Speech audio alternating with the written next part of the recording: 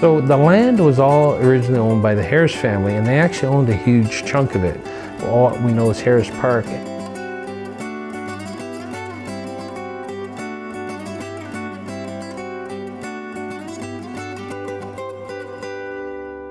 My favorite thing to do in Harris Park is to bring my family down and just play with them and run around. It's such a good open space and it's very safe, and my kid loves it here.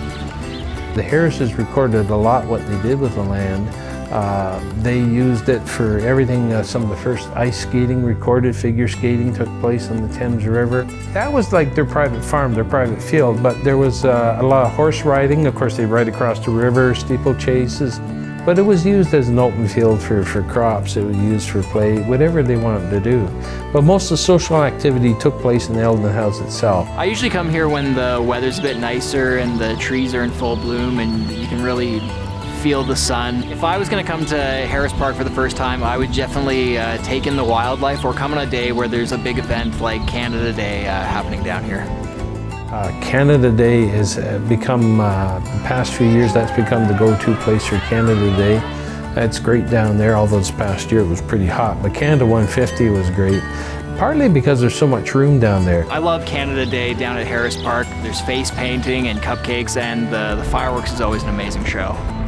To me, actually, part of the beauty of the park is some of the hidden stuff. The old original mill is probably still hidden under the hill there.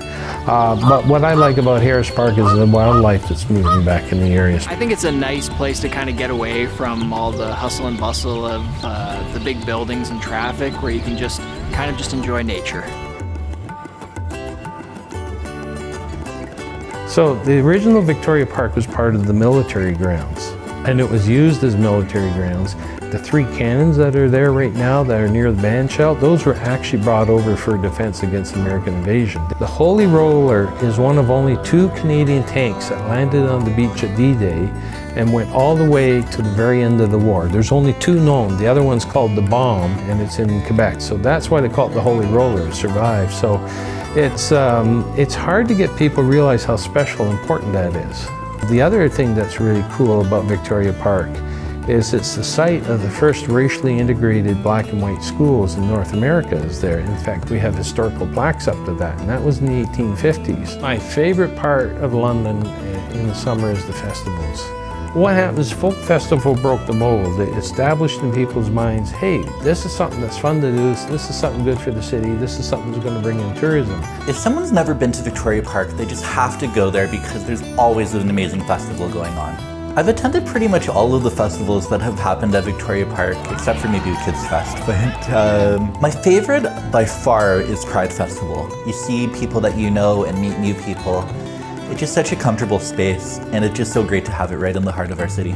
Cenotaphs and memorials became a big thing after World War I because the losses were so huge. People couldn't believe the amount of men that were killed overseas. The other thing you gotta remember about the Boer War Monument and the cenotaph, Canadians were buried overseas. They weren't brought back. So these monuments became de facto gravestones for families who lost somebody overseas but would never have a burial back in London.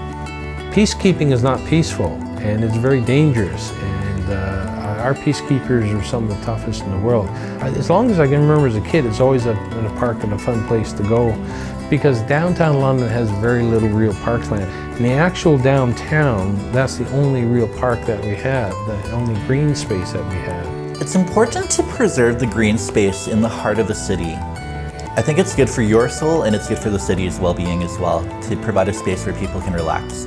And then Sunfest come along, totally different. I like the music at Sunfest better myself because you get to hear a lot more Latin and jazz and everything else. So, I mean, I think Sunfest is for people who like to drink Red Bull, and the Folk Festival is for people who like to sit back and drink red wine. I like both, so I go down for both. Growing up, seeing the lighting of the lights, skating with my parents, learning how to skate at the skating rink, those memories all flood back. Pretty much every stage of life, you spend part of it at Victoria Park. So if you really want to get to know the city and the people in it, that's the place to go.